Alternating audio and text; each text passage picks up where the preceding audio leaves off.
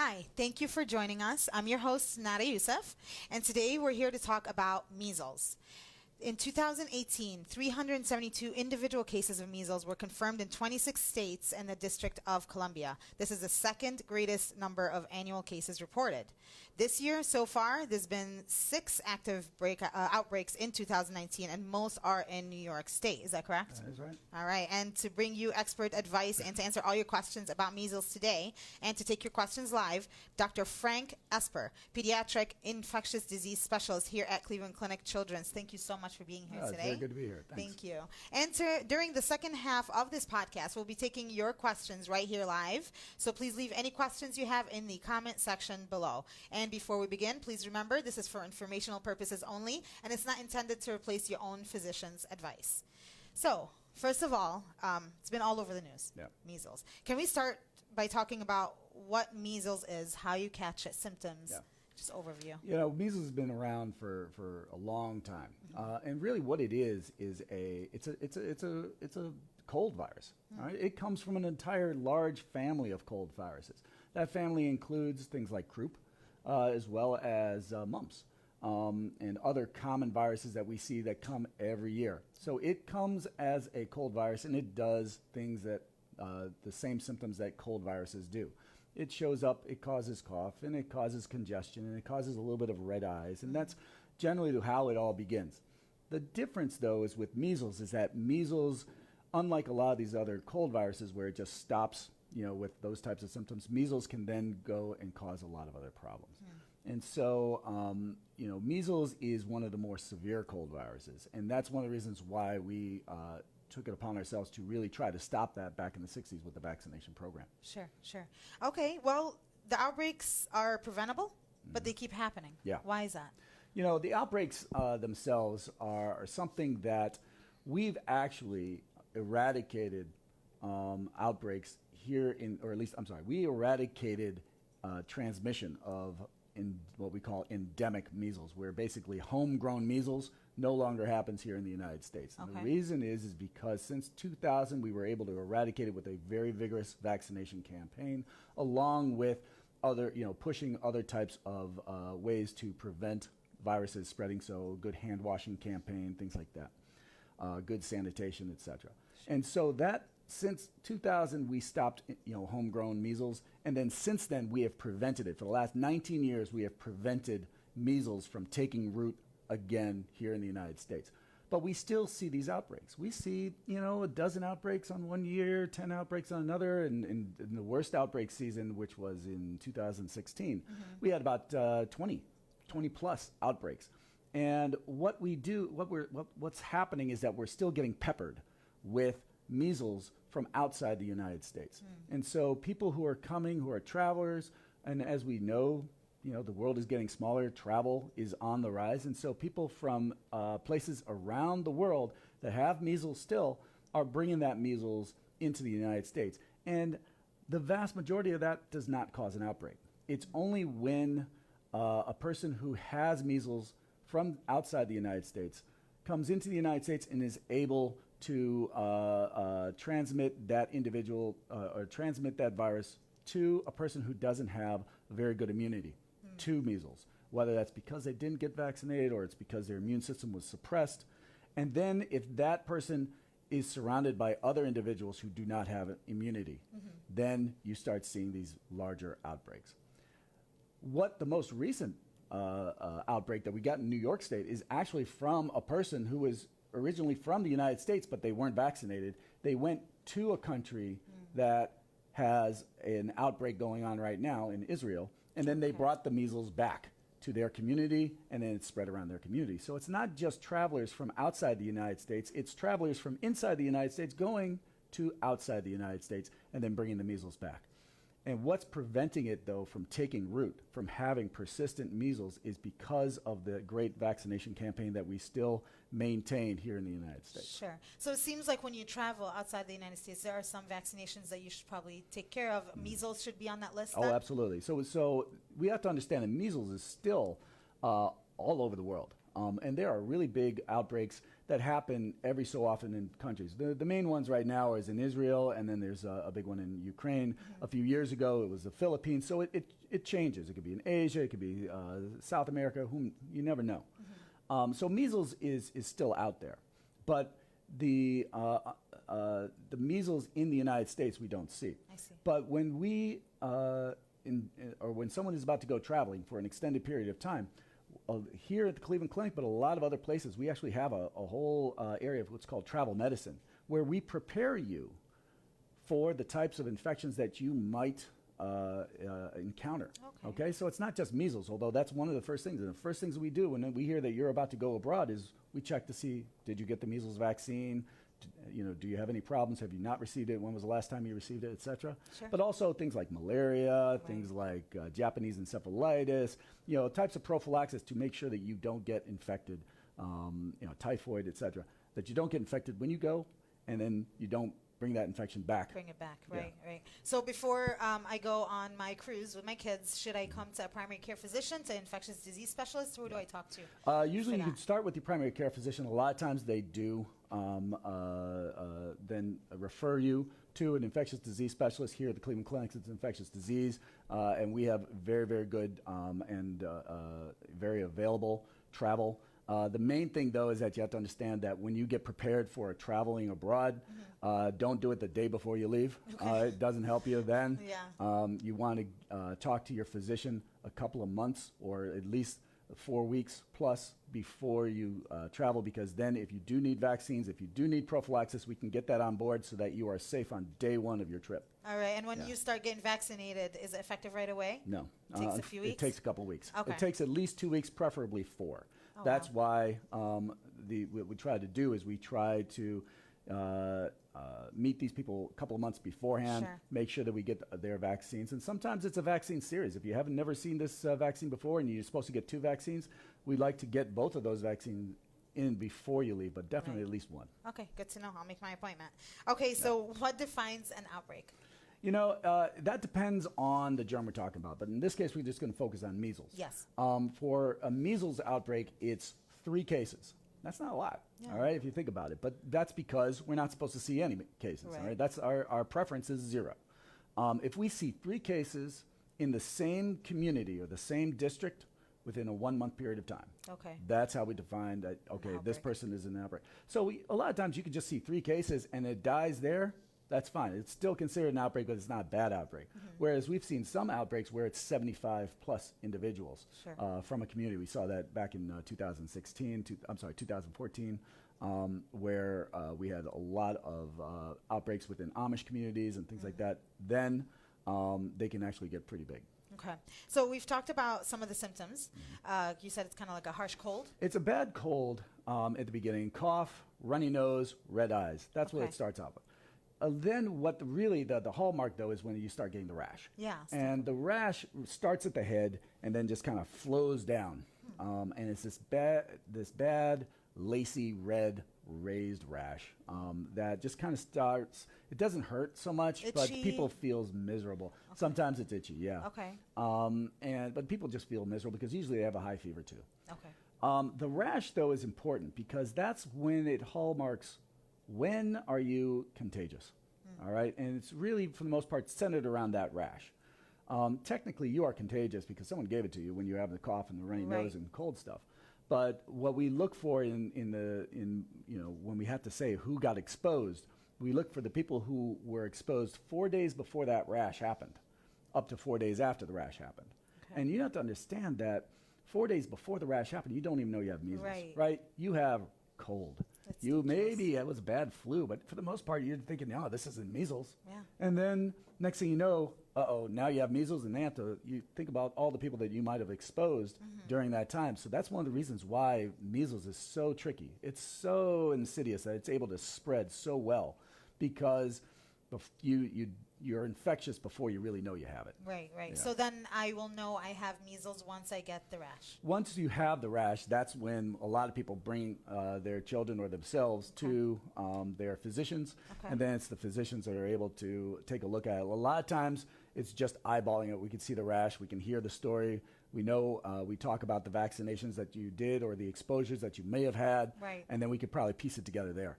But a lot of times we have to do really sophisticated tests of your blood or swabbing your nose, looking for the virus itself, and that'll take a few extra days. Okay. But a lot of times a good physician will be able to see it. They'll be able to say, okay, I think this is what it is. Sometimes they refer back to infectious disease to confirm their suspicions.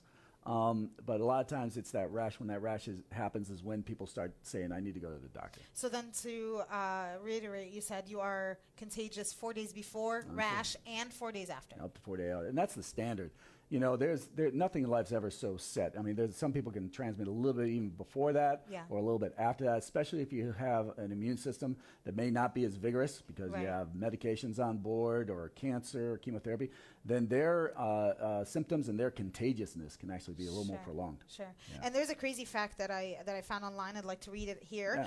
So a person with measles can cough in a room and leave. And then hours later, if you're unvaccinated, you can catch the virus from the droplets in the air of the infected person that left behind. And the vaccine, the beauty of the vaccine is that most people who get the proper doses will never get sick from measles, even if they're exposed. Is that correct? Yes, for the most part. Now, nothing in life is ever 100% either. Right. But this is, again, tells you how tricky this virus is. It's not just, you know, you touch a hand of someone or shake a hand or contact with an individual who is infected. It's able to just basically ride the currents of the air in the room for a few hours and then still can be breathed in by someone who walks into the room a couple hours later. And that can lead to transmission. This is one of the reasons why it is so infectious, much more infectious than a lot of other cold and flu viruses that we deal with. But it is something, now with the vaccine, it's one of our best defenses to prevent infection, okay? And that even that vaccine, as good as it is still not 100%. Sure. You get one dose of vaccine, the one dose of vaccine is effective to 93% of individuals. Wow. But because 93 wasn't good enough, we talked about a second dose after that. And so we get typically the recommendations from the Centers for Disease Control, from the American Academy of Pediatrics, we get 2 doses. Okay. Once when you're about 12 months of age or so, 12 to 15 months of age, the other around 4 to 6 years. And that second dose moves it from 93% effective to 97% effective. It's still not 100. Right. Still not 100. So you could not, it's possible that you could be one of those 3% who just does not respond to the vaccine. I see. But those 3% who are not responding to the vaccine are protected by everybody else who did respond to the vaccine. And you're basically encased in a nice little protective bubble to prevent spread. Sure, sure. Okay, so there are a substantial number of individuals who cannot receive the vaccination due to underlying reasons, maybe like a weakened immune system, you were saying, developing cancer, children under age. What would you recommend for these groups? Yeah, I think it's very important that we understand who's at risk for more severe disease and who's at risk for getting the infection to begin with. We can't give this vaccine, I'll take that back. We typically don't give that vaccine before 12 months of age. However, if you live in an area that's undergoing an outbreak, or you're about to travel to a country that has an outbreak, we can actually give this vaccine safely up at 6 months of age or above. Oh, okay. So if we do give it at 6 months of age, it doesn't count. You still have to get another vaccine at 1 year of age, but you can give it even younger.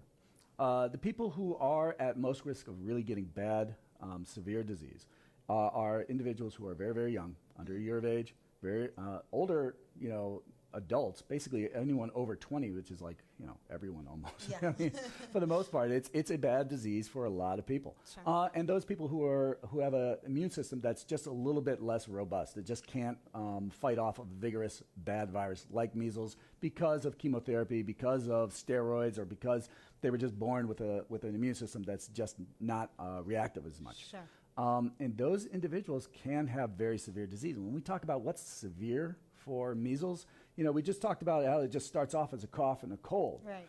But 1 out of every 10 will then go to an ear infection. And I think, as a father of 5 here, I can tell you how bad, ear infections can be. But then 1 out of every 20 go to pneumonia. And so when this virus gets into your lungs and it really causes a really, really bad pneumonia, a lot of times your immune system will be able to handle it. But if you have one of those immune systems because you're just too young, Sure. or you're under the influence of particular medications that suppress your immune system, that pneumonia is really, really bad. Right. And then about 1 out of every 1,000 people, the virus gets out of the lungs and gets into the blood, and it gets into the blood, it goes to the brain. When it gets into the brain, it causes brain swelling. And that's the most severe complication that we see from measles. That's what we worry about the most. 1 out of every 1,000, it seems like that's pretty uncommon, but when you multiply that back in the pre-vaccine area where everybody got measles, I mean, basically it was universal up, by the time you hit adolescence, you had measles at least once. It was, so you multiply 1 out of 1,000 of that, that's a lot of people. Right. A lot of people would die. And so it's one of the reasons why this was one of the first targets for vaccination and control. But you get that 1 out of 1,000 people is pretty bad with brain swelling. 1 out of every 20 can get a pneumonia. About 1 out of every 500 to 1 out of every 1,000 people will die. Wow. And that's just too much. Yeah. Yeah. So when someone cannot take the vaccination due to the number of reasons that I gave, or maybe a religious reason or whatnot, how do you make sure to protect yourself against measles, especially the complications that could be fatal? Yeah, the best way to protect yourself against measles is to be to have vaccine. The next best way, all right, is to make sure that you don't get yourself exposed to people who are sick with measles. And so, for example, if you didn't get the measles vaccine, you may not want to travel to areas that have the ongoing outbreaks. Okay. And the Centers for Disease Control actually lists where all the outbreaks are worldwide. Right. So they can tell you that if you're going to this country, is there a measles outbreak? And they will say yes. And they keep that up fairly regularly. So you'll be able to at least find out from there whether or not you should at least hold off on your travel plans at that point in time, or talk to a doctor about getting vaccinated before you go. Okay. The other ways to prevent, remember, it's a virus like a lot of other cold viruses. Washing your hands absolutely does help. Okay. So preventing, good hand washing, coughing if you are infected, for people who are infected, to stay away from others who aren't. Okay. And to cough into your sleeve is always a good thing. But as we just said, even with all that good, cough hygiene and good hand hygiene, remember, the virus likes to live in the air. And no amount of hand washing is going to prevent you from breathing in that particular air. Just breathe it in. That's why the vaccine is our best defense against the measles itself. Okay, and you said for vaccinations, you get it at 12 months of age, and then between 4 12 and 6. to 15, yeah. 12 to 15. Yeah. Oh, so how long does this vaccination last? The vaccine, this is one of the types of vaccines. We talk about vaccines a lot, and there's so many out there right now. Yeah. It's hard to keep them all straight sometimes. But you think about, like, for example, the tetanus vaccine. People say, oh, you need to get your tetanus vaccine every 5 to 10 years, and you keep doing that over and over again. Well, this vaccine, it's not like we get our measles vaccine every 5 to 10 years. Right. This vaccine is very unique. It's very, very good. And one of the reasons it's good is because what we did is that this isn't a dead protein vaccine like the tetanus. Right. But this is actually a live vaccine. So this is actually live measles that's been basically kind of chopped and edited so it can't cause problems. It can't cause disease. Or if it does cause disease, usually it's a very, very mild rash. Okay. But for the most part, it's what we call attenuated, or basically very, very weak. So it's a weakened strain. We give a shot. It's able to replicate once, twice, maybe 3 times. Your immune system is able to react to it. And so not only do you make antibodies against it, but you actually make good cells that actually stay with you lifelong. Sure. All right? Okay, great. And then, so is there a treatment for measles or for the rash? The answer is no. For the rash, for the measles, there's not a treatment. But what you do is that for individuals who have bad, we have a fire drill going on. I apologize for that. It's not a measles drill, it's a fire drill. The answer is that this is something that what we do is that if you've had bad nutrition, so there are individuals who have really poor nutrition, more so around the world, from Southeast Asia, South America, places like that, Africa, we give them vitamin A. Because vitamin A actually prevents the worsening of symptoms if you have the measles. But that's for individuals who have low vitamin A to begin with. Sure. Pretty much everyone in the United States drinking your vitamin A milk and things like that, we're pretty much fortified pretty well. So a lot of times we just support you until your immune system is able to respond to the vaccine. If you get exposed, though, there's other ways to prevent exposure. For example, if you are one of those individuals who can't get the vaccine, Yeah. or you're immunocompromised and you were exposed to someone who had the measles and you know this was measles, Yeah. we can actually give you a whole bunch of everybody else's antibodies to protect you. And if we're able to do that right after your exposure, within a couple of days after your exposure, we can actually use their antibodies to protect you from developing the disease. Wow. And if you've never gotten the vaccine and you got exposed, you could still get the vaccine up to 3 days after you were exposed to prevent you from, and it helps prevent you. It's not 100%, but it helps prevent you from getting the vaccine. So it's hard to getting the know disease. that you're actually exposed to measles, but if you know Unfortunately, right. you have up to 3 days, you said? Right, to you get got 3 days, vaccinated. but unfortunately, like you said, if you're, people don't even are infectious 4 days before they know Right. you're infected, and you only have 3 days. You can see that it's hard to play catch up with Wow. this virus. This is one of the reasons why the best thing for you to do is get vaccinated before the problem even happens. Sure. So there is a problem of the measles outbreak right now in Washington? Yeah. Did just recently happen? Well, Washington was the big one, right? That happened at the Yeah. tail end of 2018, Yeah. back in the fall, and then now there's a new one that's happening in New York State. Okay, so how do we prevent that from, this is from travelers coming from outside countries, is that what's happening? It's a little of both. So while it's not completely clear, the one in Washington State was from a traveler who came in and then exposed individuals as part of their tourism. They just went to spots like basketball games and museums and things like that, and they could then expose individuals who went to those basketball games or those museums during that same time. Sure. The one in New York State is a little more clear, is that was an individual who traveled, who was unvaccinated from the get-go, a small child as I recall, who traveled to Israel, was exposed to individuals where there's an outbreak currently in Israel, then brought back and developed symptoms after he returned, and then spread it to a community that did not believe or did not have a very high vaccination rate, and then it spread pretty much throughout that community. Wow. The one good thing, though, is that we a lot of times I get this question. It's like, hey, these outbreaks still are happening, so the vaccine doesn't work. And the answer is, we've had about 150 cases thus far this year, which is a lot.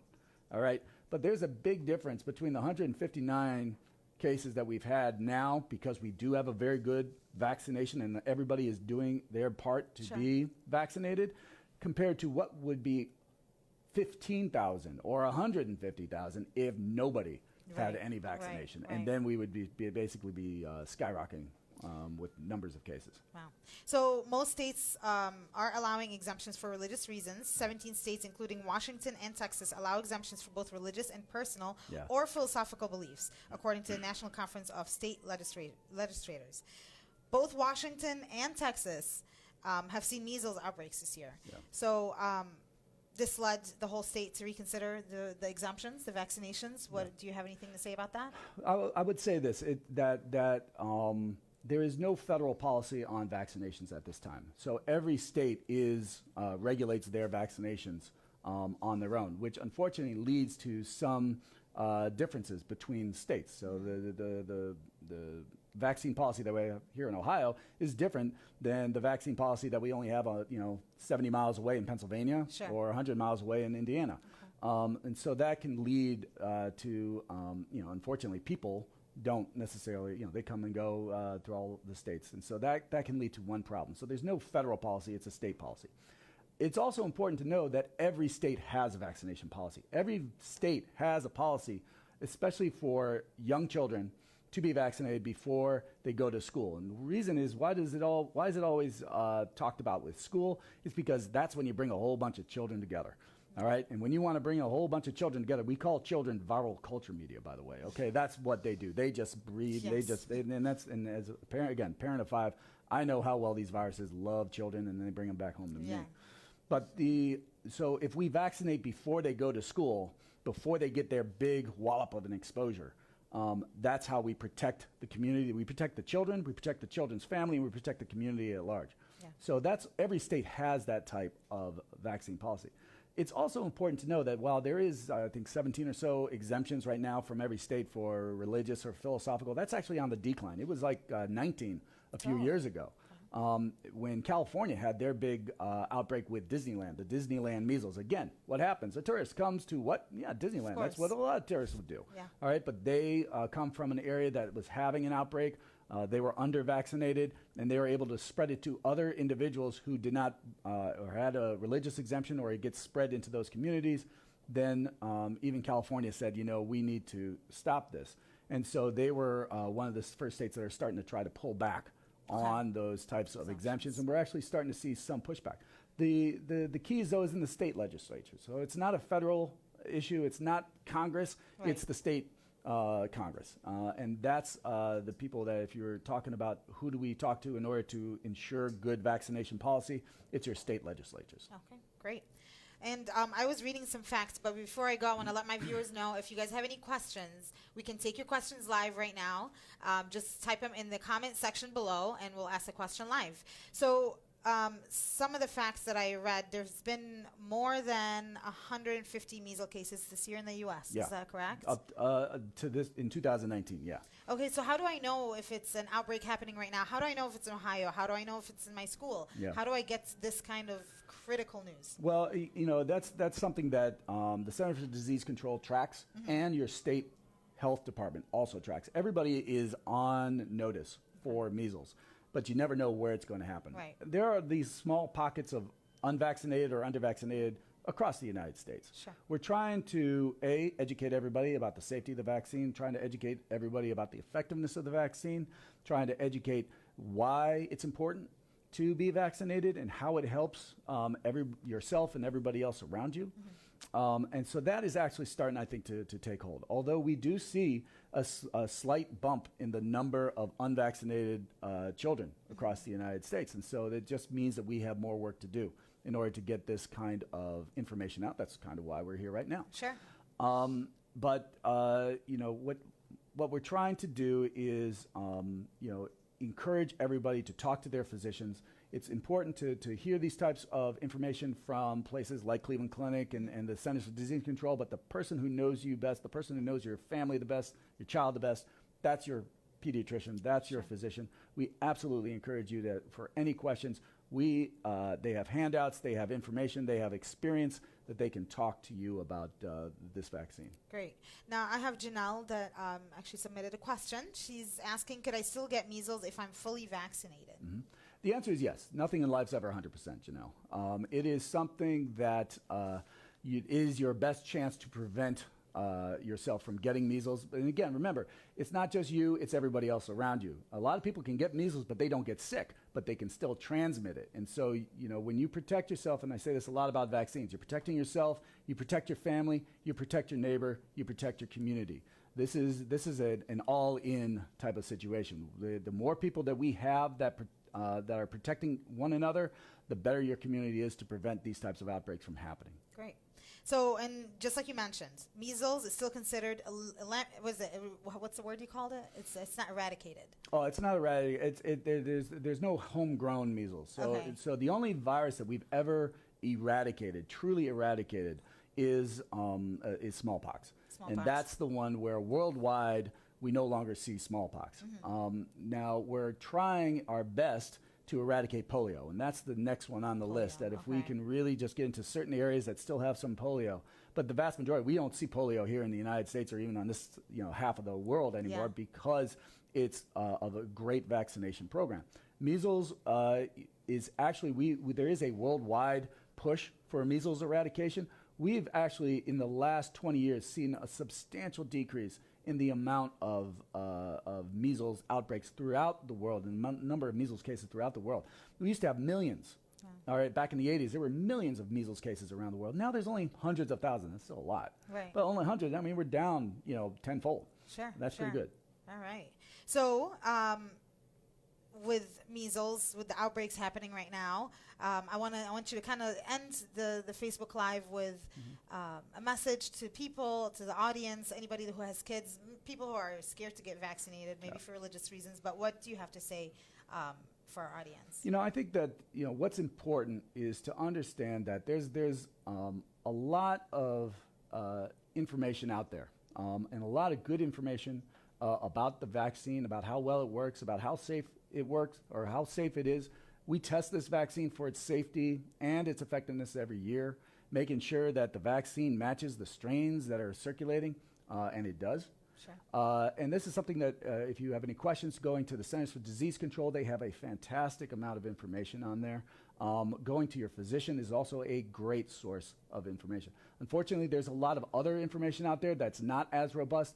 I would really focus on the Centers for Disease Control, the National Institutes of Health, the American Academy of Pediatrics. Those are good sources of fantastic information. That's where you'll get the answers that you need, as well as talking to your physician. Thank you. Thank you so much for your time. It's been a pleasure. All right, it's very good to be here. Thank you. Thanks for having me. And for more information about pediatric infectious disease or to make an appointment with Cleveland Clinic Children's, please call 216-444-5437 or go to clevelandclinicchildrens.org/ID.